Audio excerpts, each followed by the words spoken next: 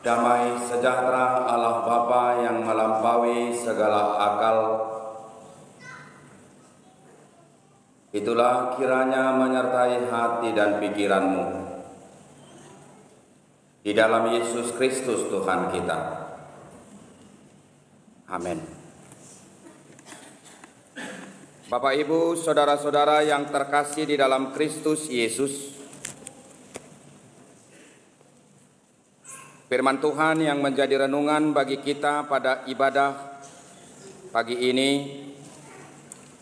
pada perayaan Minggu Advent yang keempat, dikutip dari kitab Yesaya pasal 60 ayat 1 sampai dengan ayat 7.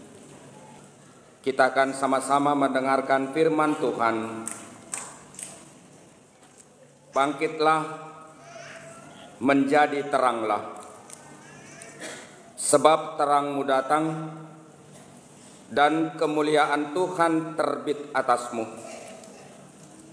Sebab sesungguhnya kegelapan menutupi bumi dan kekelaman menutupi bangsa-bangsa.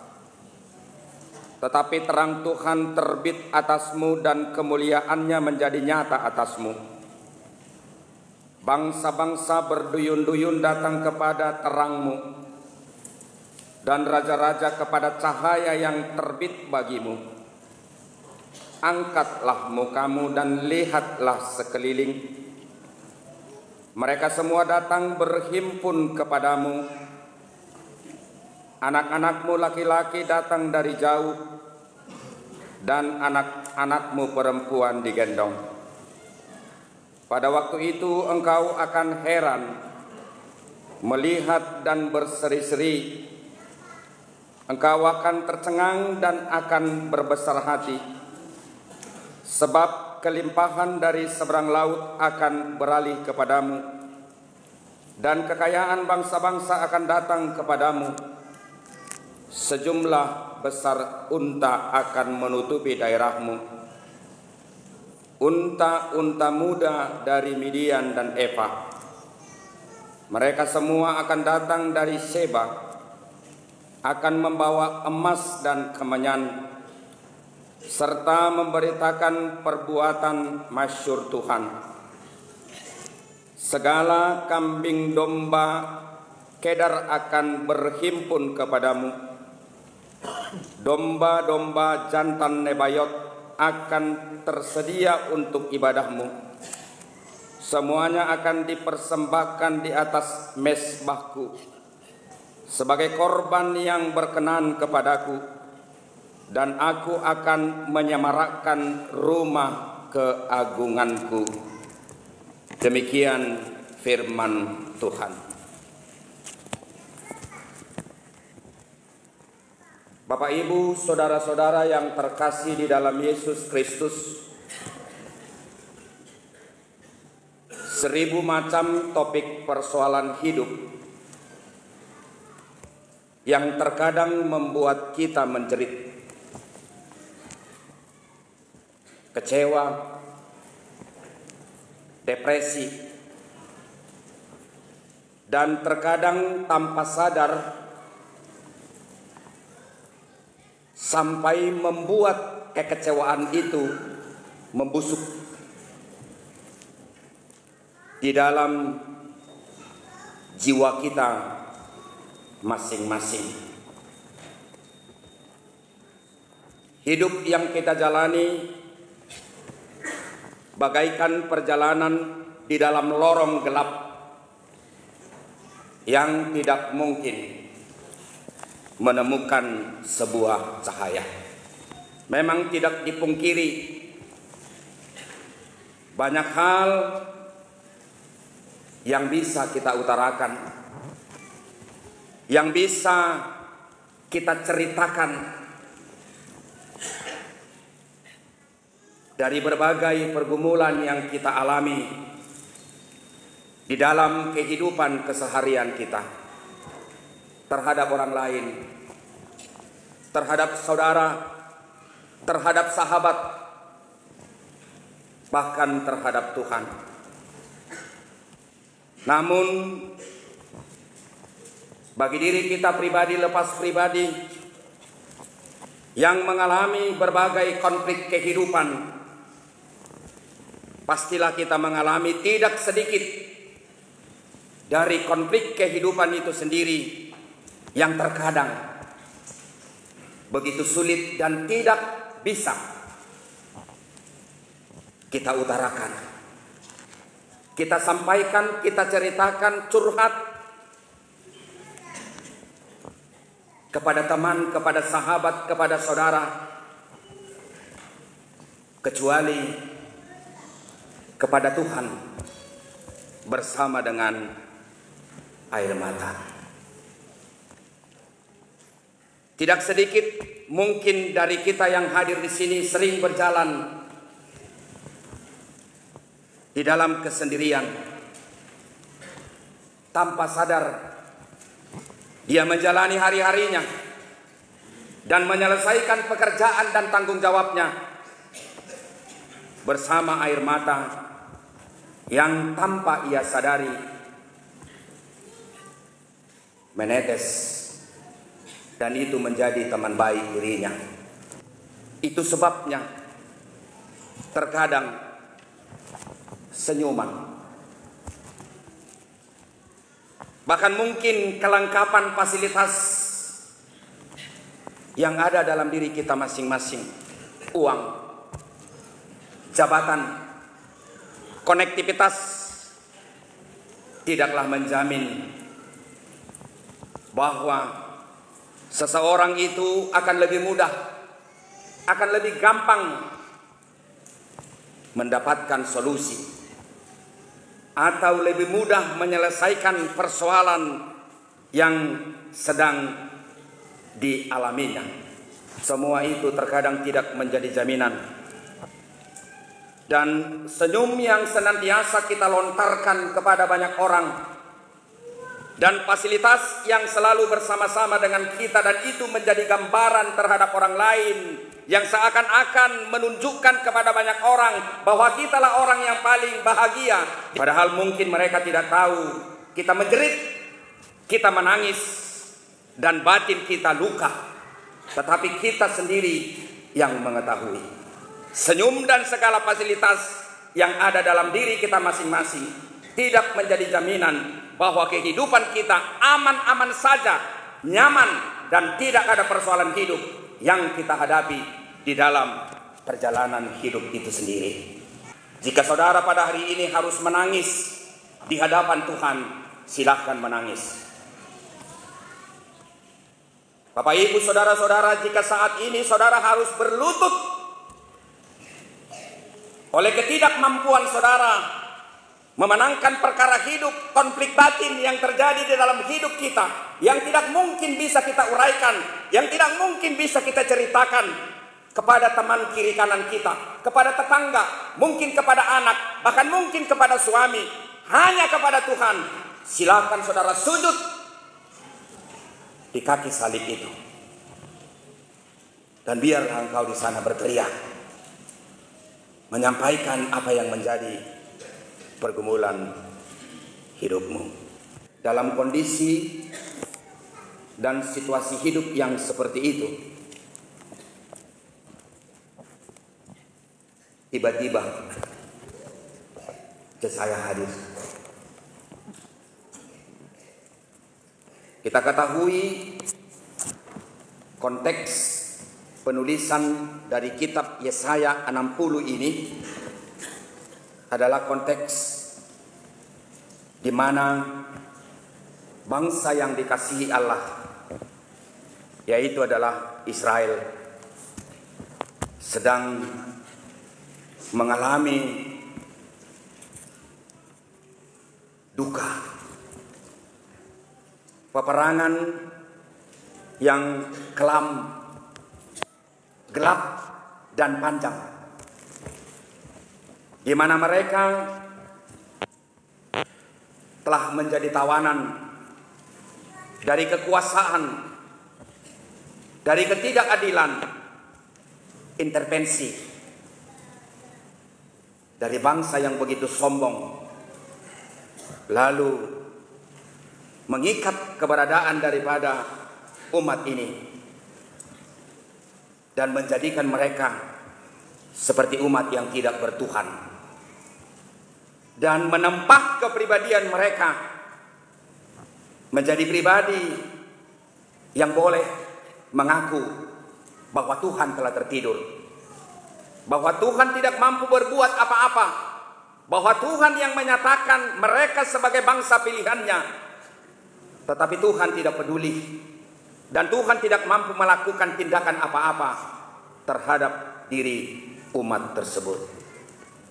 Umat ini telah terlanjur terbiasa dengan segala duka, dengan segala penderitaan, dengan segala luka batin, dan itu telah menjadi sarapan pagi bagi diri mereka.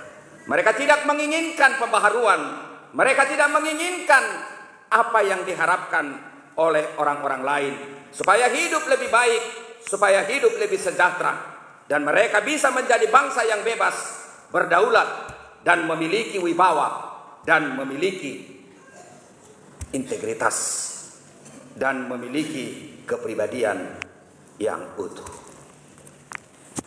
Bapak, Ibu, saudara-saudara, pernahkah saudara mengalami persoalan hidup yang menahun, di mana saudara tanpa sadar kehidupan dan penderitaan yang menahun itu telah membentuk saudara tidak lagi peduli tentang pembaharuan, tidak lagi peduli tentang kesejahteraan, tidak lagi peduli bagaimana hidup agar lebih baik, agar lebih sejahtera, agar lebih nyaman, agar lebih mandiri. Bangsa ini telah ditempa oleh derita, oleh peperangan demi peperangan, oleh situasi dan kondisi yang menjadikan mereka menjadi bangsa yang harus tunduk dan patuh kepada otoritas dan kekuatan kesombongan bangsa lain. Dalam kondisi dan situasi yang seperti itulah Yesaya menyerukan kepada umat ini, bangkitlah dan menjadi teranglah. Dan kemudian Yesaya mengatakan, angkatlah mukamu dan lihatlah ke sekelilingmu.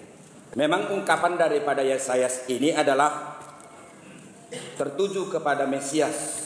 Jika nats ini tertuju berorientasi kepada Mesias, Kristus Yesus yang akan lahir, saudara coba bayangkan tenggang waktu antara Israel keluar dari Babel kemudian kelahiran Yesus itu sekitar 700 tahun. Bukankah ungkapan yang disampaikan oleh Yesaya ini adalah merupakan sesuatu yang tidak mungkin diyakini? Itu menjadi bahan tertawaan, itu menjadi bahan lelucon. Bagaimana mungkin kondisi yang sedang kami alami pada saat ini bisa berubah? Bagaimana mungkin kondisi yang kami alami pada hari ini bisa seperti yang kau maksud?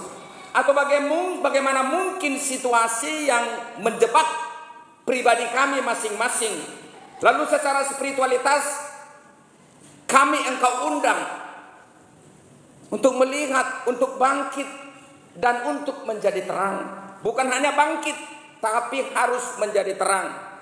Dan kami juga harus mengangkat muka kami dan melihat sekeliling kami atas segala sesuatu yang mungkin Tuhan perlakukan, Tuhan buat atas diri kami demi proses pembaharuan hidup dan kehidupan kami.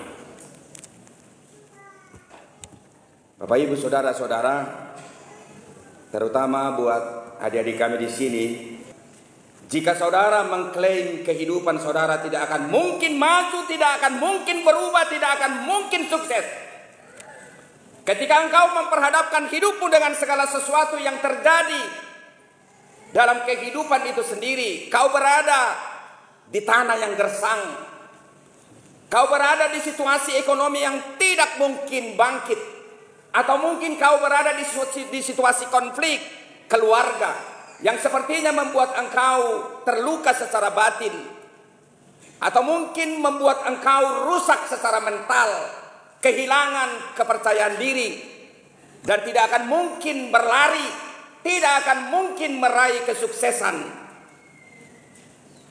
Ketika engkau percaya, ketika engkau mau membuka hati, membangun komitmen bersama dengan Tuhan, engkau harus mengatakan, bahkan memeteraikan, aku bisa. Jadi terkadang dosa itu, Bapak Ibu Saudara-saudara, adalah kita sendiri yang membuat. Ketika kita mengklaim siapa diri kita atas persoalan dan kehidupan yang kita alami.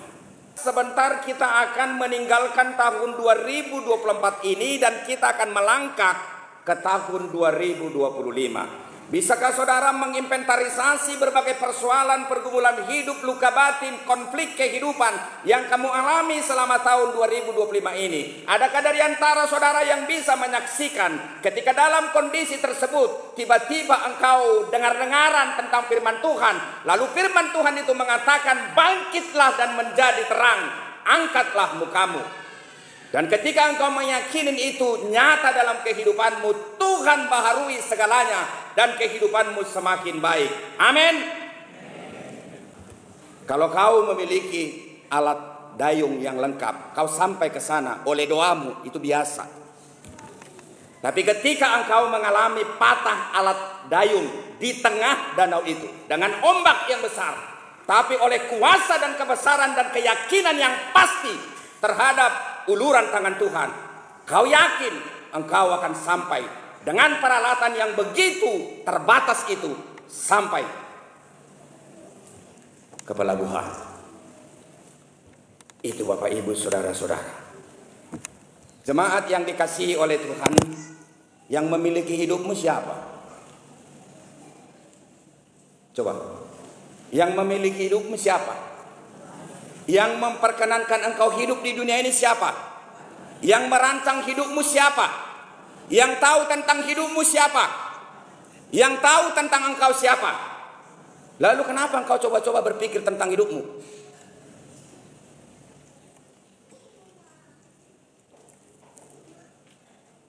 Apa yang menjadi persoalan terkadang di dalam diri kita? Tanpa mau kita sadar, tanpa mau kita mengaku.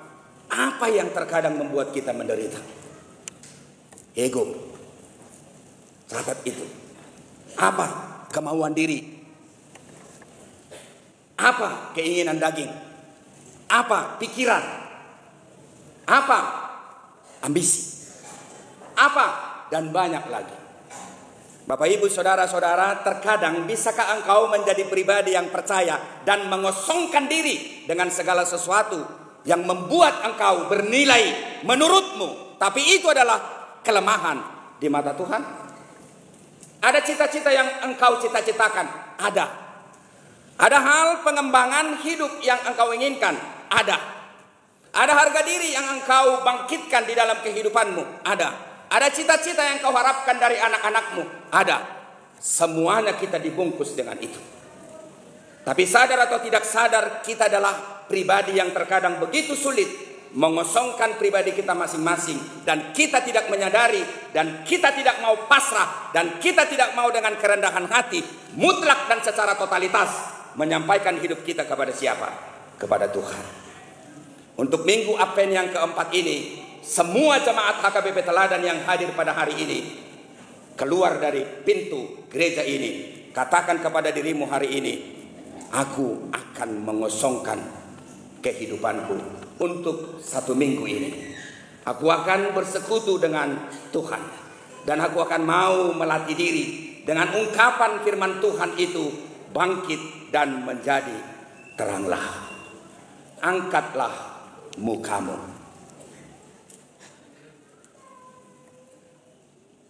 Jadi bukan kita yang memiliki kehidupan kita, bukan kita yang tahu tentang diri kita.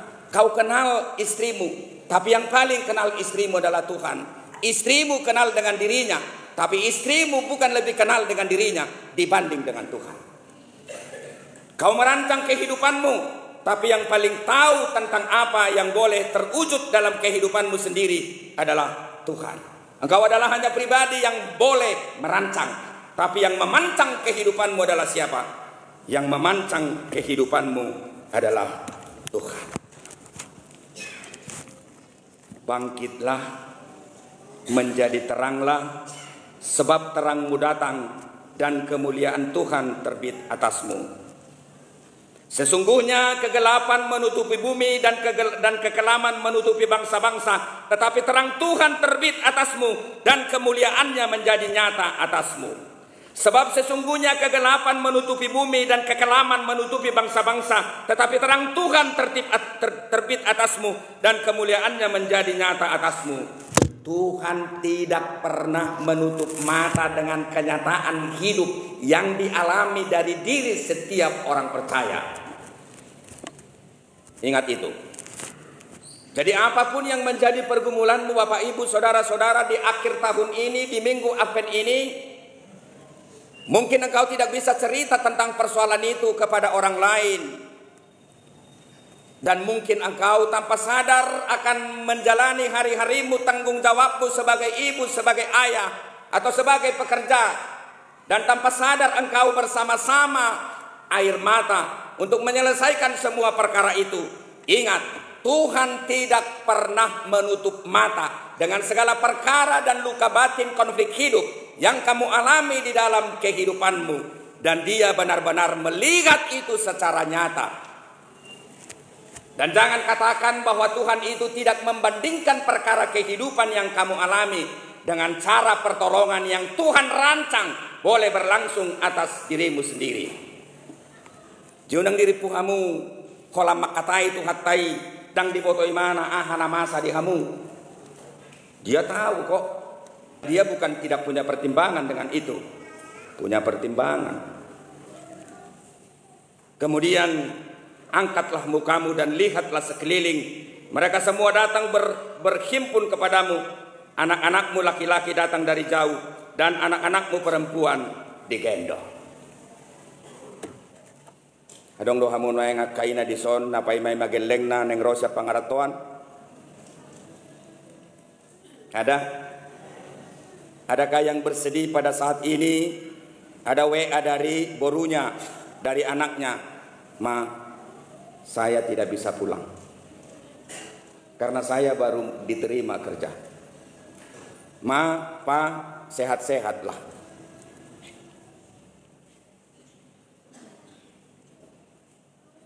Saya tidak bisa pulang.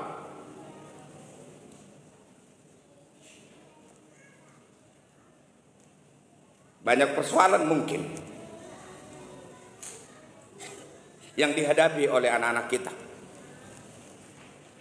Mungkin persoalan ekonomi,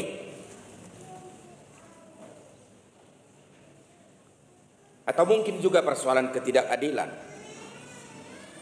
Walaupun mereka tahu kita sedang dan akan merayakan Natal, tahun baru, tapi mungkin izin tidak diberikan. Kita berduka menyangkut soal itu, berduka. Tapi berbahagialah Bapak Ibu Saudara-saudara, jika berita dari anak-anakmu, mungkin besok engkau akan menjemput dia ke Kuala Namu dan engkau akan memeluk dia begitu erat. Dan terkadang dalam hidup ini bukan soal uang, bukan soal materi. Itu tidak terbeli. Ketika anak-anakmu itu mungkin sudah puluhan tahun gak pulang,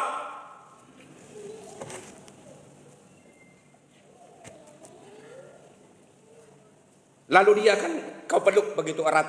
Bisa kamu beli itu? Gak bisa. Firman ini diibaratkan seperti itu. Ketika Tuhan mengatakan bangkit dan teranglah, angkatlah mukamu, itu sama seperti seorang ibu atau seorang ayah yang menunggu anaknya sudah puluhan tahun merantau, borunya sudah puluhan tahun merantau.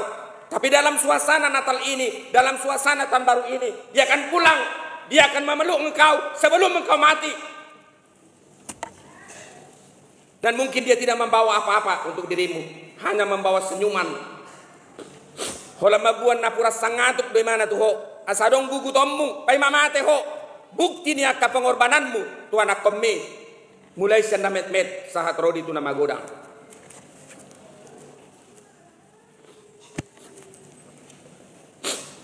Itu akan kita syukuri.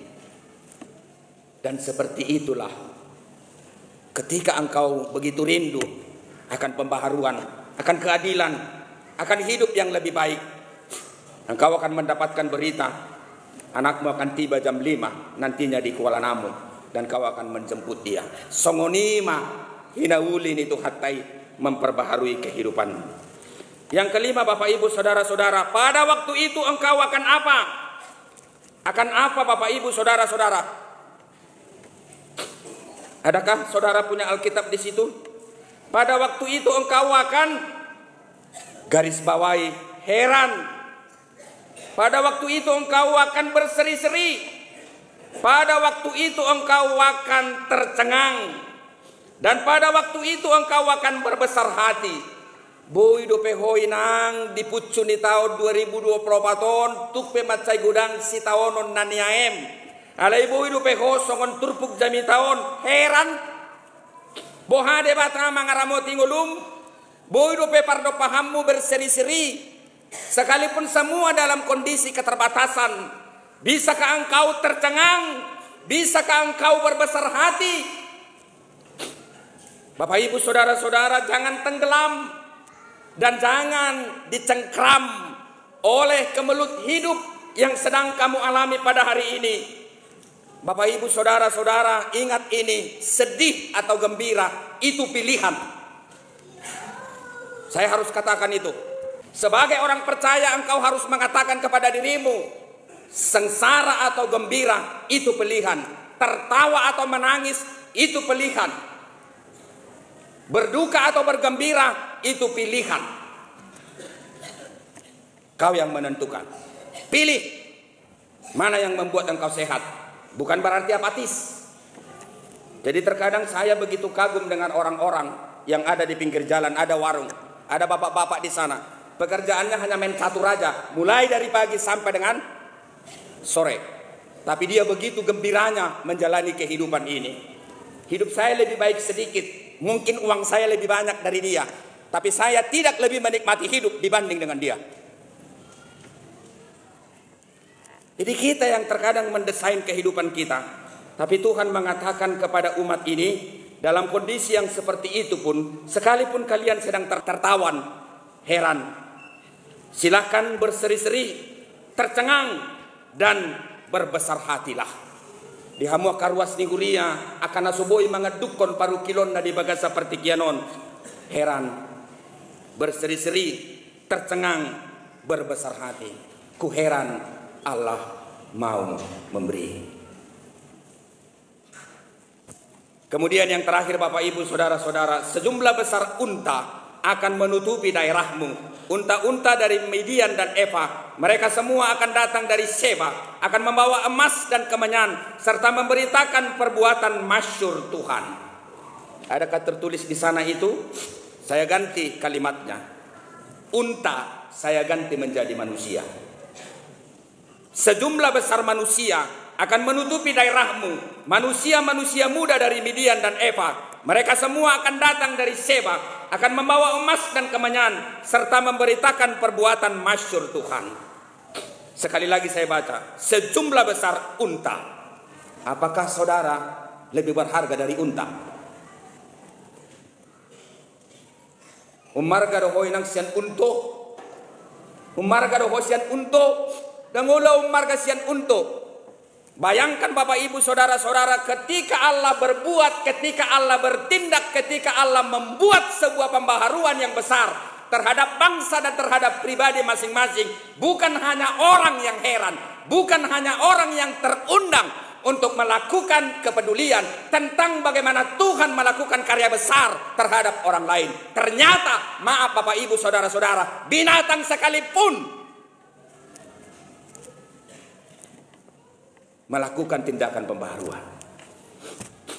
Jiamang dohot tamuinang Natalon bukan hanya tontonan, tapi Natal ini juga tuntutan. Sadaruna lo sidonokku. Sebenarnya yang kita rayakan dalam suasana Natal itu adalah apa? Kepedulian. Kepedulian siapa? Kepedulian Tuhan terhadap kita. Kepedulian tentang apa? Kepedulian tentang pembaharuan kita. Oleh karena siapapun tidak bisa memperbaharui kehidupan kita. Yang bisa melakukan pembaharuan terhadap diri kita siapa? Tuhan. Oleh sebab itu, karena Tuhan telah melakukan pembaharuan terhadap dirimu, lalu lakonilah itu, terimalah itu melalui apa? Tindakan kepedulian terhadap siapa? Terhadap orang lain. Ya melodong parbet caisanan non menaruh kamu mulah. Ulu dohamu kana parbet caison. Ubo to dang gudak kepengmu. Rap na sumar hepeng loitan wae. Na biasa di leo ko 5.000 ongkosmu dok maanno tu ibana. Leo mas 10.000. Mulai dok ibana baliknya bu, terimalah. Dalam suasana Natal ini, setiap engkau mengantar aku akan kasih 2 kali lipat dari ongkos yang biasanya. Doho dona sida mengurupi kita di ibadah tahun tanpa sadar mereka adalah pejuang-pejuang yang menghantarkan jemaat ke sini. Minggu dona sida dang, alai ingot, ulu dona sida terpasu-pasu, hodang. Nah, pe nasida na manarwoko, ho masuk tu son, nasida dang masuk, ale pasu-pasui di nasida do nasahat di hodang. Hati-hati Bapak Ibu Saudara-saudara, dalam nats ini yang mendapatkan firman itu siapa? Unta. Walaupun sebenarnya ini kiasan, tapi kiasan itu adalah begitu menyakitkan. Yang mendapatkan siapa? Unta. Yang datang rame-rame siapa? Ini kan membawa emas dan kemenyan serta memberitakan perbuatan-perbuatan masyhur Tuhan. Dia membawa emas, dia membawa kemenyan. Selama Natalon, aha do waktu tu batang. Aha perbedaan. Karena tidak sedikit apa? Konflik karena Natal. Berbeda lah ni pengeluaran. Nah tukang-tukang hor pengeluaran mokan. Ayar gani gaba-gaba huboto do sedia. Mulu 5 meter na sodo argana. Oh memang ngelusi kok. Kan malu Bapak Ibu Saudara-saudara. Yang terakhir, segala kambing domba kedar akan berhimpun kepadamu. Domba-domba jantan nebayot akan bersedia untuk ibadahmu. Semuanya akan dipersembahkan di atas mezbahku sebagai korban yang berkenan kepadaku dan akan menyemarakkan rumah keagunganku. Yang paling berharga di sini, segala kambing domba kedar akan berhimpun kepadamu, domba-domba jantan nebayot akan tersedia untuk ibadahmu. Jedak paru kilo bepelean. Suatu ngadong nama dok, patita nami. Suatu si bena mason noaing. Natalison, subangat tuson. Tapi di sini dikatakan Tuhan akan menyediakan kambing nebayot, kambing jantan, dan engkau tidak lagi memikirkan persembahanmu kepada Tuhan, tapi Tuhan sudah sediakan persembahanmu. Amang dohotoinang molotung kumurang pesauti nasinarimi di bagasat taunod tabba mariho pasu-pasu tabba mariho kaki pason dang diho di gelengmu. Sai buas maka geleng mi makirim tu rekening mi. Asaboy margat ti kabayami, jala dumengan sasak mi, dumengan lipstick mi. Tarlumubian non di pesta Natal ni ama dohot ina, di sima tampil hobrima. Alay patutoru madirim daripada unta dapotan, awi ko dapotan. Daripada unta heran, tercengang, berbesar hati, saya harus lebih heran dan tercengang berbesar hati. Sebab karya Tuhan begitu besar atas diri saya. Na berpudia mang dohot tamu inang, una pagajak kujami taon, unang pangasak ko pikiranmu. Laho pasidukon sudah persoalan namasa diho. Kasih kesempatan buat Tuhan merancang apa yang terbaik bagi kehidupanmu. Ingatlah, sepandai apapun engkau, intelektualmu itu tidak akan bisa menjawab segala perkara yang sedang kamu alami dalam hidup. Biarkan dia mengatur. Biarkan dia melakukan tindakan yang hebat untuk dirimu. Pekerjaanmu hanya membuka mata. Apakah engkau heran? Apakah engkau tercengang? Apakah engkau berbesar hati? Kemudian setelah itu engkau bangga dan kau akan menjadi respect. dan menjadi empati kepada banyak orang, dan engkau akan menjadi pribadi yang peduli untuk melakukan tindakan kecil atau besar oleh berkat yang kamu terima, dan itu tidak akan semakin berkurang ketika engkau memberikan sedikit dari itu kepada orang lain. Lalu engkau akan menyemangati hidupmu sendiri, dan hidup ini akan menjadi kenikmatan. Senyumlah, senyumlah. Semua kita yang pulang dari sini harus sudehi taikon senyum, tapi waspada, jangan senyum-senyum. Sobat itu rumah sakit di Tenon. Amin.